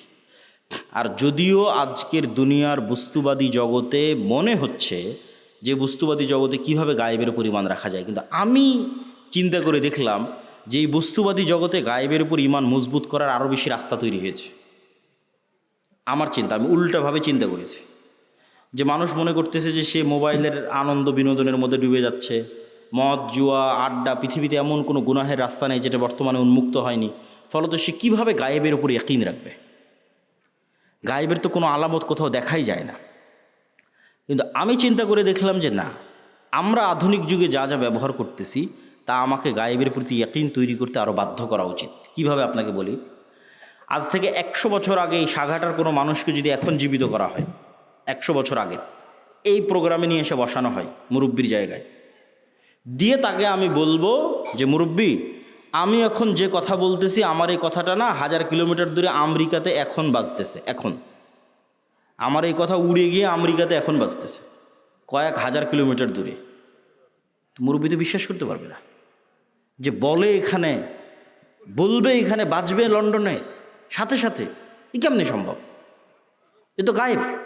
এটা কিন্তু 100 বছর আগে এটাই গায়েব, 100 বছর আগে এটাই গায়েব। অথচ আমি কথা বললে আমার এই কথা উড়ে আমেরিকা, পৃথিবী যেই দিন সৃষ্টি হয়েছে সেই দিন থেকেই যায়। বুঝেন না মনে হয় আমার কথা? এটা মানুষ জানতো না। এটা তো আলোর গতির মধ্যে, আলোর মধ্যে ডাটা ট্রান্সফার হয়, এই জ্ঞান মানুষের ছিল না। কিন্তু ট্রান্সফার তো ভাই যেই দিন থেকে আল্লাহ পৃথিবী সৃষ্টি করেছে সেই দিন থেকেই হয়। মানে আমি এখান থেকে বলবো আর এটা আলোর গতির সাথে আমার এই কথা সারা পৃথিবীতে ঘুরতেছে, বা আলো যতদূর পর্যন্ত যাচ্ছে আমার এই কথা অতদূর পর্যন্ত যেতে থাকতেছে, এটা যেই দিন থেকে পৃথিবী আল্লাহ সৃষ্টি করেছে সেই দিন থেকেই হয়। তাহলে এটা আমাদের জন্য কি ছিল? গায়েব ছিল। বলেন তো এটা আমাদের জন্য কি ছিল? গায়েব ছিল, তখন জানতাম না। তাহলে এইটা যদি সম্ভব হয় যে কথা বলবো এখানে আর আলোর গতিতে সেই কথা গিয়ে বাজবে আমেরিকায়, এবং আমেরিকায় বসে মানুষ শুনতেছে, এখন লন্ডনে বসে মানুষ শুনতেছে, আপনারা টিভি মোবাইলে ব্যবহার করতেছেন, তাহলে এটা ব্যবহার করা অবস্থায় আপনি কিভাবে বিশ্বাস করতেছেন যে এই কথা আল্লাহ শুনতেছে না? বলেন আল্লাহু আকবার। আপনি মোবাইল ব্যবহার করা অবস্থায় মানুষ আপনার কথা শুনে নিচ্ছে মানুষের তৈরি করা যন্ত্র দিয়ে, আমার এখনকার কথা মানুষ শুনে নিচ্ছে ইংল্যান্ডে বসে থেকে, আমেরিকায় বসে থেকে, আর আমি বিশ্বাস করতেছি আরে আমি যে কথা বলছি এটা তো মনে হয় আল্লাহ শুনতে পাচ্ছে না। তাহলে আপনি আধুনিক প্রযুক্তির প্রত্যেক যে জিনিস ব্যবহার করতেছেন ওই জিনিসে এবার এই স্টাইলে চিন্তা করবেন যে মানুষ যদি এই পর্যন্ত করতে পারে তাহলে আল্লাহ কোন পর্যন্ত করতে পারে। তাহলে আপনি যত চিন্তা করবেন তত গায়েবের উপর আপনার ইয়াকিন বাড়বে। যেহেতু ভয়ঙ্কর আমরা গেড়া কলে ফেসে গেছি। বর্তমান বিজ্ঞান এটাই বলতেছে যে কাফা বিনাফসিকাল ইয়াউমা আলাইকা হাসিবা, যে আজকে তোমার হিসাবের জন্য তুমি যথেষ্ট। আলজামনাহু তায়রাহু, মানুষের সাথে মানুষের পাখিকে আমি মানুষের ঘাড়ের সাথে বেঁধে দিয়েছি, শাব্দিক অনুবাদ করলাম। তো কেমনে মানুষ তার হিসাবের জন্য নিজেই সে যথেষ্ট, আলাদা করে হিসাব করা লাগবে না, এটার একটু দু একটা উদাহরণ দেই। এই যে আমরা এখানে কথা বলতেছি, এই কথা এখন আলোর সহযোগিতায় পৃথিবীর বাংলাদেশের সব জায়গায় পৌঁছে যাচ্ছে। তো এই আলোটা যতদূর যাচ্ছে এই কথা কিন্তু এই আলোর মধ্যে আছে। শুধু কথা না, আমার দৃশ্য, আমার ছবি, আমার ভিডিও এই আলোর মধ্যে আছে। আলো ডাটা ট্রান্সফার করতে পারে, যেটা দিয়ে এরা ক্যামেরার কাজ করতেছে, মোবাইলের কাজ করতেছে, সেটাই। তো এখন আমরা যদি পৃথিবীতে এমন একটা যন্ত্র আবিষ্কার করি যেটা আলোর চেয়ে বেশি জোরে দ্রুত চলে, এটা আবিষ্কার করা মানুষের পক্ষে সম্ভব নয়। কল্পনা করেন যে আমরা একটা অলৌকিক কার্যকলাপের মাধ্যমে একটা মেশিন তৈরি করলাম আলোর চেয়ে জোরে চলে, দিয়ে এখন আজ থেকে 15 বছর আগে চলে গেছি, আলোর চেয়ে বেশি গতিতে 15 বছর আগে চলে গেছি। তো 15 বছর আগে সাঘাটার মাটি থেকে যে আলোটা ছুটেছে আকাশের দিকে, ওই আলোটা এখন যে জায়গায় আছে আমি ওর আগে গিয়ে বসে গেছি, ওর আগে গিয়ে পৌঁছে গেছি, আলোটাকে ধরবো। ওই আলোটাকে ধরার সময় যদি ওখানে আমি কোনো একটা মেশিন সেট করতে পারি, তাহলে 15 বছর আগে এই সাঘাটার মাটিতে বসে আমি যা করেছি তা লাইভ দেখতে পাবো। 15 বছর আগে সাঘাটার মাটিতে আমি যা বলেছি তা আমি লাইভ শুনতে পাবো। এগুলো একটাও হারিয়ে যায়নি, সব আলোর মধ্যে আছে। ওই যে বিজ্ঞান ব্যবহার করতেছে, এখন এখান থেকে উড়িয়ে নিয়ে গিয়ে আমেরিকা লন্ডনে বাজাচ্ছে, তোর তো আলোর সহযোগিতা, ওখান থেকে হারায় না। যে ধরতে চাইবে তোমাকেও ধরতে পারবে। যে তুমি রাতের অন্ধকারেও যদি কিছু করে থাকো সেটাও আলোর মধ্যে ভেসে থেকে গেছে, ওটা ধরা যাবে। লাইভ বদরের যুদ্ধ দেখা সম্ভব। শুধু আলোর গতিতে 1500 বছর আগে চলে যেতে হবে, তাহলে বদরের যুদ্ধ লাইভ দেখা যাবে ক্যামেরা দিয়ে আর মোবাইল দিয়ে। মোহাম্মদ সাল্লাল্লাহু আলাইহি ওয়াসাল্লামের হাদিস লাইভ শোনা যাবে, কিন্তু যাওয়া সম্ভব নয়, তাই যেতে পারতেছি না। যে আমরা তো বড় বিপদে আছি। শুধু এই একটা নয়, এই যে পুনরুত্থান, আল্লাহ সুবহানাহু ওয়া তাআলা মানুষকে জীবিত করতে চায়, জীবিত করবে। তো মানুষের ডিএনএ যদি এখনকার বিজ্ঞান 10,000 বছর আগে ধরো যে ডাইনোসর চলে গেছে তার ডিএনএ যদি পাই, তাহলে ওর ক্লোন করে কাছাকাছি ওই মানের ওর ওই ডাইনোসরের কি ছিল না ছিল সব কিছু বের করে নিয়ে আসতে পারবে। তো মনে করো তুমি মাটির সাথে মিশে হারিয়ে গেছো, তোমার ওই যে হাড় আছে ওইটা যদি বিজ্ঞানীরাই পায় আজ থেকে 20-50 বছর পর, ওখান থেকে যদি ডিএনএ বের করে নিয়ে আসতে পারে, হাড় বাদ দিলাম, তোমার চুলের 10 ভাগের 1 ভাগও যদি পাওয়া যায়, ওখান থেকে তোমার ডিএনএ যদি বের করা যায়, তাহলে ডিএনএ বের করলে তো যত দ্রুত এই সায়েন্স অগ্রগতি লাভ করতেছে, অদূর ভবিষ্যতে দেখবা যে তোমার ডিএনএ দিয়ে তোমার লিভার তৈরি করা যাচ্ছে, তোমার ডিএনএ দিয়ে তোমার কিডনি তৈরি করা যাচ্ছে, খালি রুহটা দিতে পারবে না। তাহলে বিজ্ঞানীরাই তোমাকে 10,000 বছর পর আবার বানাতে পারবে, খালি রুহটা দিতে পারবে না। তাহলে বিজ্ঞানীরাই যদি এই পর্যন্ত করতে পারে, তা আল্লাহ সুবহানাহু ওয়া তাআলা তোমাকে পুনরায় জীবিত করতে পারবে না? খুবই ভয়ঙ্কর। আল্লাহ সুবহানাহু ওয়া তাআলা অতি দ্রুত এবং অতি সহজে তোমাকে পুনরায় জীবিত করবে। এই জন্য মানুষের শরীরের সাথে মাটির প্রচণ্ড মিল আছে, প্রচণ্ড মিল আছে মানুষের শরীরের সাথে মাটির। আমরা যা খাবার খাই সব মাটি থেকে আসে, যা আমাদের পেটের মধ্যে ঢুকতেছে। এমন কোনো খাবার নাই যেটা তুমি মাটির সংস্পর্শ ছাড়া তৈরি করতে পারবা, আলোর সংস্পর্শ ছাড়া তৈরি করতে পারবা, পানির সংস্পর্শ ছাড়া তৈরি করতে পারবা, কিছু নাই। বলো কই আমি গরুর গোস্ত, তো গরু কি খায়? ঘাস খায়। ঘাস কোথায় হয়? মাটিতে হয়। কোনো খাবার নাই পৃথিবীতে যেটা ওখান থেকে আসতেছে না। তাহলে একটা কলা তৈরি হলো, মাটির কলার গাছ তৈরি হলো, কলার মধ্যে কি আছে? Magnesium, calcium. ওই সেম ম্যাগনেসিয়াম ক্যালসিয়াম তোমার শরীরের মধ্যে আছে। তাহলে ওই ম্যাগনেসিয়ামটা মাটির থেকে আসতেছে। তাহলে মাটির ম্যাগনেসিয়াম আর তোমার শরীরের ম্যাগনেসিয়াম সেম। আজকে আল্লাহ ওই কলা তোমার শরীরের মধ্যে দিয়ে এখানে কোষ তৈরি করতেছে, ব্লাড তৈরি করতেছে। এই কোষ, এই সেম ব্লাড ওই মাটির মধ্যেই তৈরি হয়ে যাবে। কিনা সেম জিনিস ওখান থেকে এখানে আসতেছে। শুধু আল্লাহ এই শরীরের উপযুক্ত করার জন্য গাছগুলোকে তৈরি করে দিয়েছে, যাতে সরাসরি মানুষ মাটি খেতে পারবে না, ওখান থেকে ওই মাটির রস শুষেনে যে কলা হবে সেটা মানুষ খেতে পারবে, ওইটা রস শুষেনে যে আম হবে সেটা খেতে পারবে। কিন্তু ওই আমের মধ্যে যে ভিটামিন আছে ওই ভিটামিন মাটি থেকে এসেছে, ওইটা আমার সেম শরীরের মধ্যে আছে। তাহলে আমার শরীরের মধ্যে যা যা আছে তা মাটিতেও আছে। তাহলে মাটিতে সেল তৈরি করা মানে শরীরের কোষ তৈরি করা, মাটির মধ্যে কোষ তৈরি করা, মাটির মধ্যে ব্লাড তৈরি করা, এটা অনটুর ব্যাপার, সেকেন্ডের ব্যাপার। এই জন্য কবর থেকে মানুষ এভাবে তরতর তরতর করে তরতাজা গাছের মতো পরকালে কবর থেকে উঠে আসবে, মাটি থেকে উঠে আসবে। তো সম্মানিত উপস্থিতি, তাহলে আপনি গায়েবের ওপর যতক্ষণ ইয়াকিন তৈরি না করবেন ততক্ষণ আপনি সঠিক সিদ্ধান্ত নিতে পারবেন না। আপনার কাছে মনে হবে এই দুনিয়ায় আমার কাছে সব কিছু, অতএব আপনার সকল সিদ্ধান্ত হবে দুনিয়ামুখী। আর যখন আপনি মনে করবেন যে না এই দুনিয়া আমার কাছে কিছুই নয়, আসলে আমার প্রকৃত বসবাসের জায়গা জান্নাত, অতএব আমাকে এখানে বসে থেকে জান্নাতে ঘর বানাতে হবে, আমাকে এখানে বসে থেকে জান্নাতের বাগানে গাছ লাগাতে হবে, আমার স্থায়ী থাকার জায়গা হচ্ছে জান্নাত। এই কল্পনাটা যেই দিন যত মজবুত হবে তত গোলামি থেকে মুক্তির রাস্তা সহজ হবে। এই কল্পনাটা মজবুত হওয়া জরুরি। আল্লাহ সূরা বুরুজের মধ্যে বলছেন ওমা রাকামু মিনহুম ইল্লা ইউমিনু বিল্লাহিল আজিজিল হামিদ, যে সূরা বুরুজের ঘটনায় পুরো একটা এলাকার মানুষকে জ্বলন্ত আগুনে নিক্ষেপ করে দেওয়া হয়েছে, বা হয় ঈমান পরিত্যাগ করো না হলে আগুনে ঝাঁপিয়ে পড়ে মরে যাও। তো মা তার কোলের সন্তান সহ আগুনে ঝাঁপ দিয়ে পড়ে যাচ্ছে। এটা কেমনে সম্ভব? এটা সম্ভবের একটাই রাস্তা, ওরা যে আগুনে ঝাঁপ দিচ্ছে ওই আগুনকে ওরা নিশ্চিত জান্নাত মনে করতেছে। আর বাড়িতে ফিরে গেলে যে এসি ফ্রিজ ফ্যানের বাতাস আছে ওইটাকে ওরা নিশ্চিত জাহান্নামের আগুন মনে করতেছে। শুধু মনে করা নয়, ইয়াকিনের লেভেলে ওদের বিশ্বাস। ফলত ওরা আগুনে ঢুকতেছে না জান্নাতে ঢুকতেছে? জান্নাতে ঢুকতেছে। এটা ছাড়া আপনি ঢুকতে পারবেন না, এই লেভেলের ইয়াকিন ছাড়া আপনি ঢুকতে পারবেন না। ওরা তো আগুনে ঢুকতেছে না, জান্নাতের মধ্যে ঢুকতেছে, দেখতে পাচ্ছে এটা জান্নাত। এই সেম পরীক্ষা তো দাজ্জালের পরীক্ষা এরকমই হবে। দাজ্জালের জান্নাত হবে জাহান্নাম, দাজ্জালের জাহান্নাম হবে জান্নাত।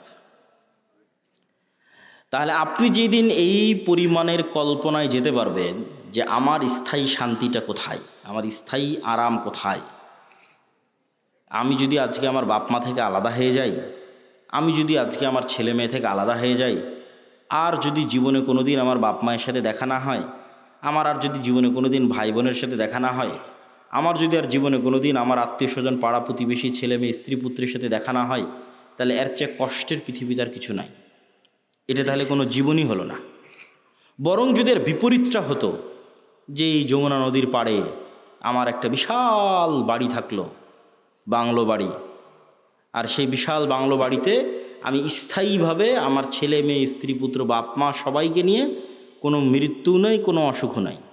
ছোটোবেলায় যেরকম যমুনা নদী থেকে একটু গোসল করতাম, ওরকম মাঝে মধ্যে গিয়ে গোসল করে আসবো, একটু মাছ ধরতাম, মাঝে মধ্যে একটু মাছ ধরে আসবো, নৌকা চালাতাম, মাঝে মধ্যে একটু নৌকা চালিয়ে আসবো। আর এই জীবনটা পার্মানেন্ট। এইটা যদি তোমার কাছে মনে হয় যে এটা জীবনের সবচেয়ে বড় সফলতা, তাহলে এটা জান্নাতে সম্ভব। সবাই যদি জান্নাতে যায় তাহলে সবাইকে নিয়ে স্থায়ী পার্মানেন্টলি জান্নাতে এটা বাস্তবায়ন করা সম্ভব। তো এই জন্য মানুষের প্রকৃত জীবন হচ্ছে জান্নাতের জীবন। আর দুনিয়ার জীবনটা কেমন? আমি আজকে যেমন রাজশাহী থেকে অথবা ঠাকুরগাঁ দিনাজপুর থেকে এখানে এসেছি, 10টার 9:30 দিকে পৌঁছেছি, 11:30 12টার মধ্যে বের হয়ে যাব। এইখানে যে আমি 1-1.5 ঘন্টা আছি, আর আপনারা যারা এখানে বক্তব্য শুনতে এসেছেন 1-1.5 ঘন্টা আছেন, এই 1-1.5 ঘন্টার সময় যেমন এই পুরো 60 বছরের সময় তেমন। এটা সফরের মধ্যে একটা যাত্রা বিরতি। সফরটা শুরু হয়েছে যেই দিন আল্লাহ রূহ তৈরি করেছিল, এই সফরটা শেষ হবে জান্নাতে এবং জাহান্নামে যাওয়ার মধ্যে। তাহলে এই লম্বা সময়ের মধ্যে এই 60 বছর অতি ছোট। ঠিক এই পুরো 60 বছরের মধ্যে এখনকার 1-1.5 ঘন্টা যত ছোট।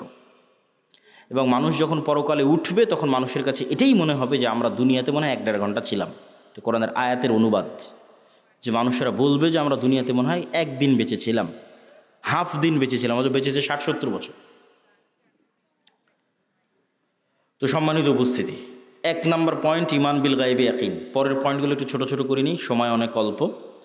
ঈমান বিল গায়বি ইয়াকিন হওয়ার পরের পর্ব হচ্ছে ইসলাম এবং মুসলমানদের বিজয়ের জন্য আল্লাহর সাহায্য জরুরি। আল্লাহর সাহায্য ছাড়া নবীরাও জয়লাভ করতে পারেনি। আমাদের নবী মুহাম্মদ সাল্লাল্লাহু আলাইহি সাল্লামও নয়। আল্লাহর সাহায্য নিশ্চিত যদি না হয়, আর আপনি যদি পারমাণবিক বমেরও মালিক হয়ে যান, জয়লাভ করতে পারবেন না। আর আল্লাহর সাহায্য যদি নিশ্চিত হয়, আপনি যদি সবচেয়ে দুর্বল থাকেন, জয়লাভ করতে পারবেন। তো শর্ত আল্লাহর সাহায্য। আল্লাহর সাহায্য আসে কিভাবে? 2টা টেকনোলজিতে আল্লাহর সাহায্য খুব দ্রুত পৃথিবীতে নেমে আসে। টেকনোলজি বললাম বুঝার সুবিধার্থে, ইয়াং জেনারেশনের বুঝার সুবিধার্থে। মূলত 2টা ইবাদতে আল্লাহর সাহায্য পৃথিবীতে নেমে আসে। একটা রাতের সালাত আর একটা সকাল সন্ধ্যার জিকির। রাতের সালাত এবং সকাল সন্ধ্যার জিকির। ঠিক যেমন এই মোবাইলটা লক হয়ে আছে, এই মোবাইল ওপেন হবে যদি এখানে পাসওয়ার্ড দিই, ফিঙ্গারপ্রিন্ট দিই, অথবা ফেস ভেরিফিকেশান অন করি। ফেস ভেরিফিকেশান, আমার চেহারা ও ধরে নিল ক্যামেরাতে, ডানে বামে মুখ করে পুরো চেহারা ধরে নিল, তারপর ওই চেহারার সাথে মিলে গেলেই খুলে যাবে, লক ওপেন হয়ে যাবে। তো আজকের যুগেও অনেক আধুনিক উন্নত প্রযুক্তির দরজা আছে, যেই দরজাগুলো ফিঙ্গারপ্রিন্টে ওপেন হয়, কার্ড পাঞ্চ করলে ওপেন হয়। তো মনে করো আমরা পৃথিবীর সবচেয়ে উন্নত প্রযুক্তির একটা দরজার সামনে দাঁড়িয়ে আছি, যে পৃথিবীর সবচেয়ে উন্নত প্রযুক্তির দরজা, যার লক সিস্টেম, পাসওয়ার্ড সিস্টেম পৃথিবীর যে কোনো লক এবং পাসওয়ার্ড সিস্টেমের চেয়ে বেশি ভ্যারাইটিপূর্ণ। তার 1 নাম্বার শর্ত কি? এখন আমার সামনে একটা খুব উন্নত প্রযুক্তির দরজা, পৃথিবীর সবচেয়ে উন্নত প্রযুক্তির দরজা বন্ধ হয়ে আছে। আমি ওই দরজা খুলতে চাই, খুলতে হলে আমাকে নির্ধারিত সময় আসতে হবে। ওর পাসওয়ার্ড সিস্টেমের মধ্যেই এই সিস্টেম আছে যেখানে নির্ধারিত সময় ছাড়া কাজ হয় না, অসময়ে এসে লাভ নাই। তাহলে নির্ধারিত সময়ে ওই পাসওয়ার্ডের নির্ধারিত সময় গিয়ে উপস্থিত হলাম। পাসওয়ার্ডের 2 নম্বর শর্ত হচ্ছে যে ওখানে কিছু পিকচার ইনস্টল দেওয়া আছে, যেই পিকচারের সাথে যদি আমার পিকচার মিলে যায়, যেখানে দেওয়া ফরম্যাটের সাথে যদি আমার ফরম্যাট মিলে যায়, তাহলে অ্যাকসেপ্ট করবে। আর একটা জিনিস তার সাথে যুক্ত করা আছে, প্রত্যেক ফরম্যাটে একটা সাউন্ড আছে, মানে প্রত্যেক ফরম্যাটে কিছু সাউন্ড ওখানে সেভ করা আছে, যেটার সাথে আমার সাউন্ড মিলতে হবে, তাহলে দরজা উন্মুক্ত হবে।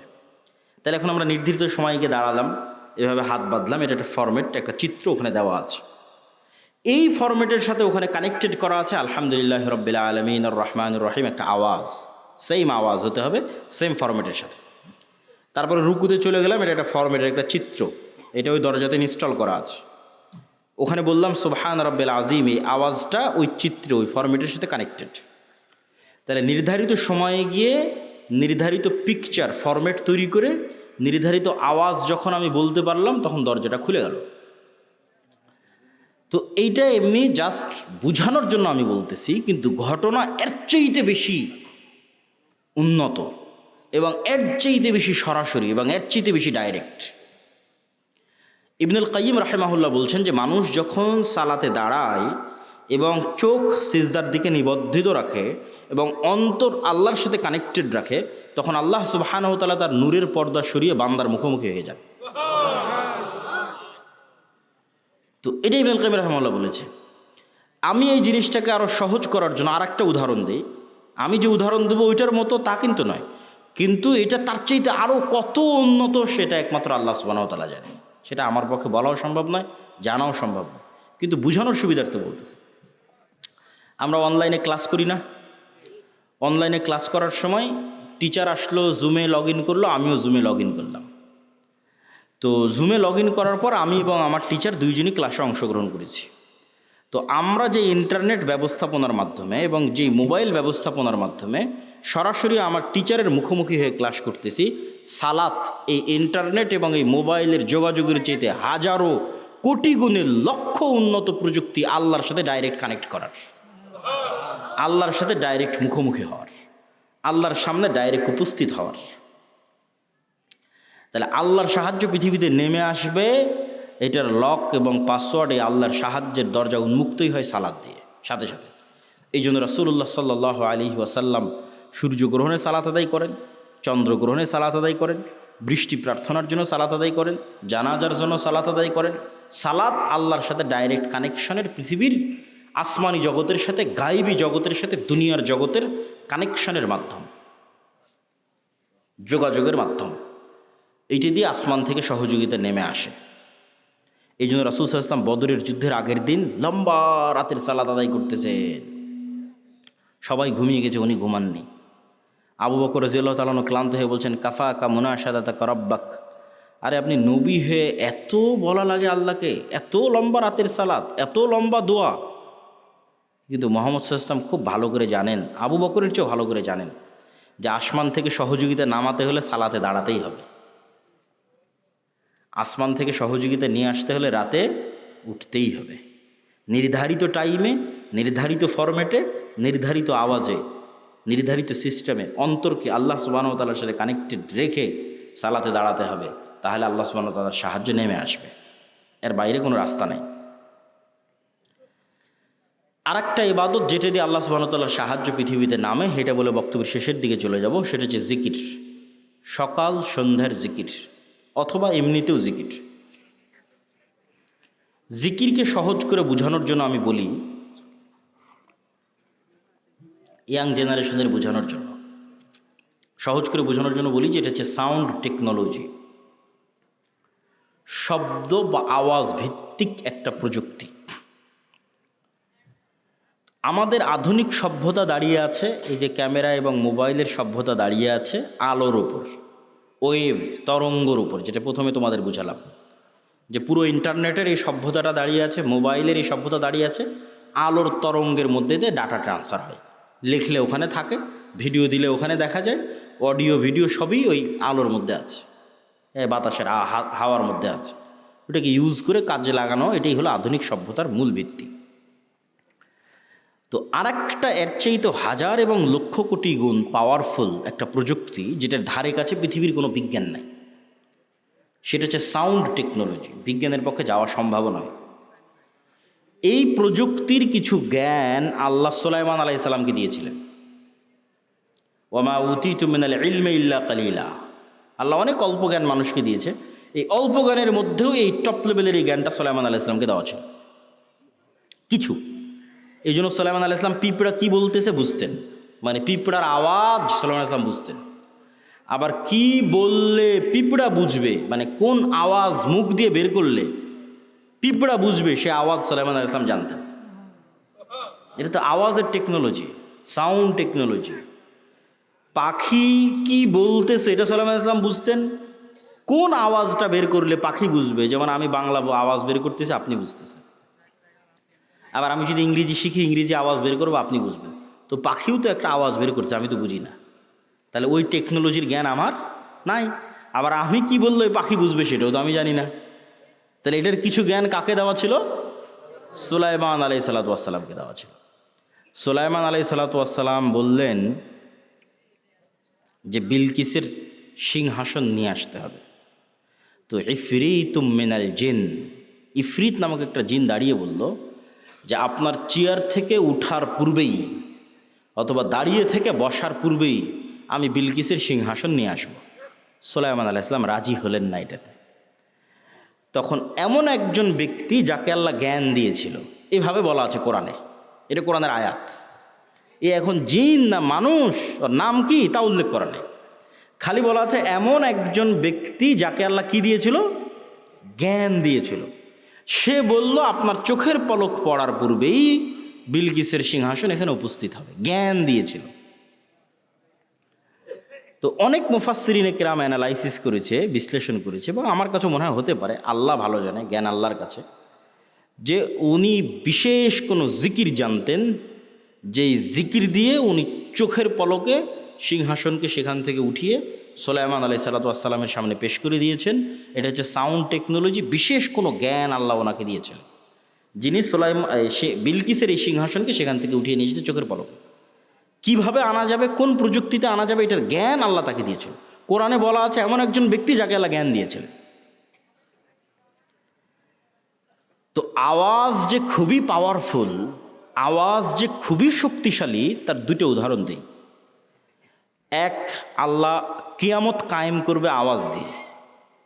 ইসরাফিলকে রেডি করা আছে, সামনে বাঁশি আছে, বাঁশিতে ফু দিবে, আওয়াজ তৈরি হবে, আওয়াজে আসমান জমিন ভেঙে যাবে, আওয়াজে পাহাড় আকাশে উঠতে থাকবে, আওয়াজে চন্দ্র সূর্য নক্ষত্র রাজি ভেঙে চূর্ণ বিচূর্ণ হয়ে যাবে। কিয়ামত কায়েম হবে আওয়াজে।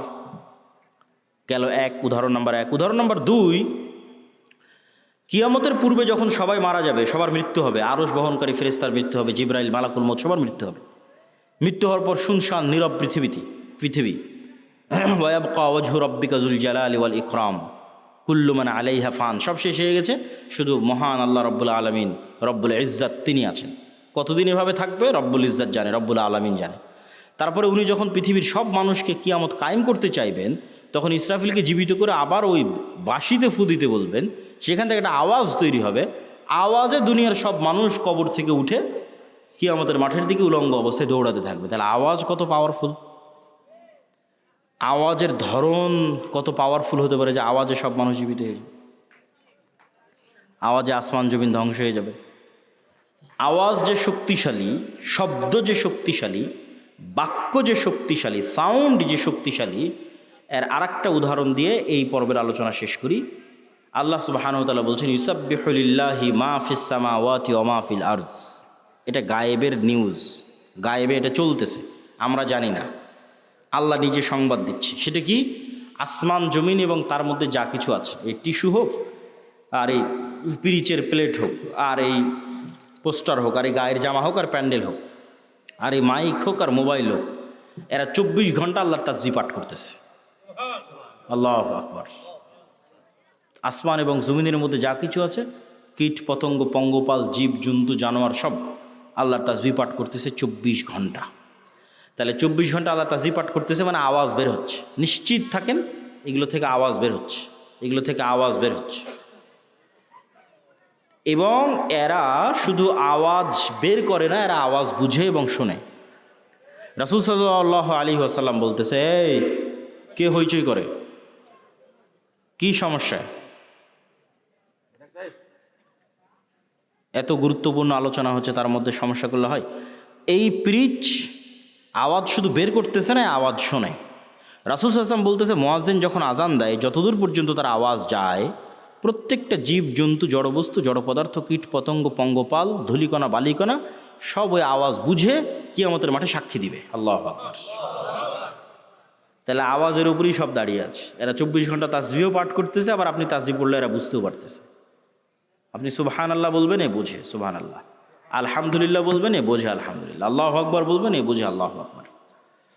এই জন্য জিকির খুবই পাওয়ারফুল। আর এই জন্য আল্লাহ সুবহানাহু ওয়া তাআলা উম্মতে মুহাম্মাদিকে যেই নেয়ামতটা দিয়েছেন, এটা পৃথিবীর সবচেয়ে শক্তিশালী।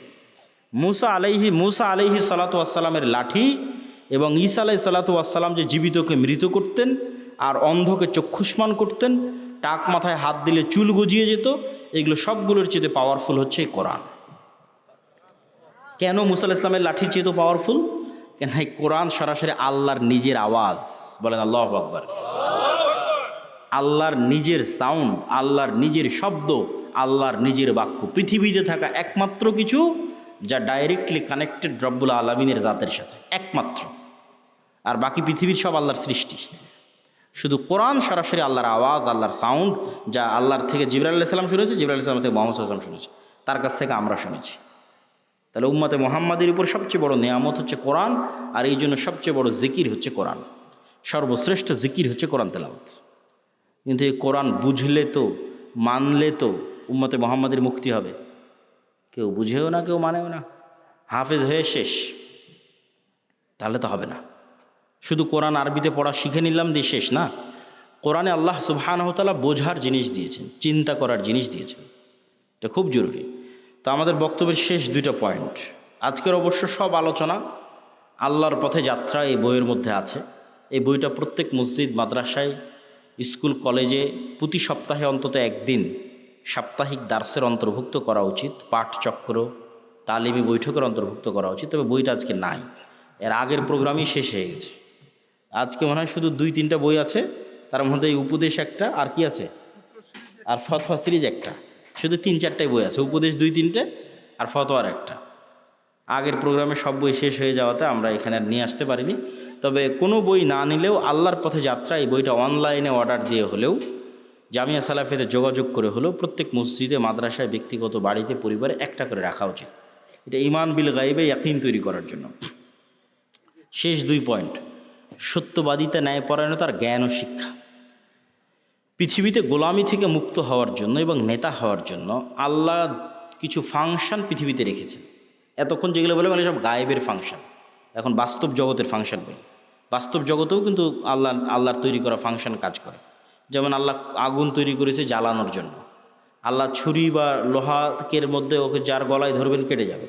এগুলোর মধ্যে কাটার শক্তি, জ্বালানোর শক্তি আল্লাহর দেওয়া, মানুষের পক্ষে দেওয়া সম্ভব নয়। তো আগুন জ্বালাবে এই সিস্টেম আল্লাহর দেওয়া, ছুরি কাটবে এই সিস্টেম আল্লাহর দেওয়া। এখন তরবারিকে যদি হামজা রাদিয়াল্লাহু তাআলার গলায়ও ধরা হয়, আল্লাহর নবীর চাচা, তাও কেটে যাবে, কেন আল্লাহ তার তৈরি করা সিস্টেম, রুল ভাঙে না। এখন একটা বম যদি পৃথিবীর সর্বশ্রেষ্ঠ তাকওয়াবান আল্লাহওয়ালা মানুষের গায়েও মারা হয়, মরে যাবে, কিছু করার নাই। সিস্টেম ওয়ার্ক করবে, ফাংশন কাজ করবে। তো পৃথিবীতে নেতা হওয়ার ফাংশন হচ্ছে, গোলামি থেকে মুক্তির ফাংশন হচ্ছে, অপশন হচ্ছে, বাটন হচ্ছে। মোবাইলে যেমন বাটন আছে কল দেওয়ার, ফ্ল্যাশ লাইট জ্বালানোর, এরকম পৃথিবীতে নেতা হব আমি, গোলামি থেকে মুক্তি চাই, কি ফাংশনে কাজ করবে? তার একটা হচ্ছে জ্ঞান এবং শিক্ষা। জ্ঞান এবং শিক্ষা এটা একটা বাটন, এই বাটনে চাপ দিলে নেতা তৈরি হয়, অটোমেটিক হবেই। আর জ্ঞান শিক্ষার উল্টাটা কি? জ্ঞান শিক্ষার উল্টা হচ্ছে যেটা সাঘাটার যুবকেরা করতেছে, free fire, PUBG, TikTok, Facebook, YouTube, reels, বিড়ি, সিগারেট, গাঞ্জা, সময় নষ্ট, আইপিএল, বিপিএল, অনলাইন জুয়া, এগুলো হচ্ছে প্রত্যেকটা জ্ঞানের উল্টা কাজ। ওই ফাংশন, ওই বাটন যে চাপ দিবে ও গোলাম হবে। এখন পৃথিবীতে যদি আমেরিকা এবং ইউরোপের এবং ইসরায়েলের ইহুদিরা জ্ঞান অর্জন করে, আর সাঘাটার যুবকেরা যদি এগুলো করে, তো আল্লাহ সুবহানাহু ওয়া তাআলা কখনোই তার রুলস ব্রেক করে, তার সিস্টেম ব্রেক করে এসে বলবে না, এই ইহুদিরা, খ্রিস্টানেরা, তোরা থাম, তোরা তো অনেক জ্ঞান অর্জন করতেছিস, তোদেরকে নেতা হতে দেওয়া যাবে না। আমার সাঘাটার কিছু মুসলমান জুয়াখোর, মদখোর আছে, ওদেরকে নেতা বানাবো। হবে নাকি? হ্যাঁ, হবে না। তাহলে সাঘাটার যারা জুয়াখোর, মদখোর আছে, এরা গোলাম হবে। এই ফাংশনের উপরই পৃথিবী দাঁড় করানো আছে। আর ও যদি ইহুদিও হয়েও জ্ঞান অর্জন করে, ও কি হবে? জোরে বলেন না, কি হবে? আরও জোরে বলেন, কি হবে? নেতা হবে। তাহলে গোলামির জিঞ্জির আমাদের হাতে এবং পায়ে আমরাই বাঁধতেছি। জ্ঞান বিমুখ হওয়ার মাধ্যমে আমাদের হাতে এবং পায়ে গোলামির জিঞ্জির আমরাই বাঁধতেছি। গোলামির জিঞ্জির খুলতে হবে নিজেকে, জ্ঞান অর্জন করতে হবে। জ্ঞান এবং শিক্ষা ছাড়া গোলামি থেকে মুক্তির কোনো রাস্তা নাই। 2 নাম্বার আর একটা বাটন হচ্ছে ন্যায়পরায়ণতা এবং সত্যবাদিতা। আর এর উল্টা বাটনটা হচ্ছে 2 নাম্বারই রাস্তা, ধোঁকাবাজির রাস্তা, দুর্নীতির রাস্তা, মিথ্যার রাস্তা। তাহলে এই 2 নাম্বার, মিথ্যা, দুর্নীতি, ধোঁকাবাজি, এটা হচ্ছে গোলামির রাস্তা। সত্যবাদিতার, ন্যায়পরায়ণতা হচ্ছে নেতা হওয়ার রাস্তা। তাহলে তোমাদের 300 আসনের যে এমপিরা আছে, এরা সবাই গণতান্ত্রিক সিস্টেমের মধ্যে লবি, লিয়াজু, ধোঁকা, টাকা পয়সা, লেনদেন, এই গোলামির রাস্তার মধ্যে দিয়ে তারা নেতা হচ্ছে। তাহলে এই গোলামির কালচারের মধ্যে দিয়ে যারা এমপি হচ্ছে, এরা নেতা না গোলাম? এত আস্তে বললে হবে? নেতা না গোলাম? গোলাম। নেতা নয়। আপনি মনে করছেন নেতা, কিন্তু নেতা নয়। কেন নেতা নয় সেটাও বলব। যে এই 2 নম্বরই রাস্তার কালচারের মধ্যে দিয়ে এমপি হচ্ছে, মিনিস্টার হচ্ছে, প্রাইম মিনিস্টার হচ্ছে, ওকে কালকে ভারত আর আমেরিকা টাকা দিয়ে কিনে নিতে পারবে। ওকে বলবে যে বাংলাদেশে যা দুর্নীতি করার লাগে করো, সব টাকা পাচার করে আমার দেশে পাঠাও, জনগণ যখন ধরে মার দিবে আমার দেশে চলে আসে। তাহলে ও নেতা না গোলাম? গোলাম।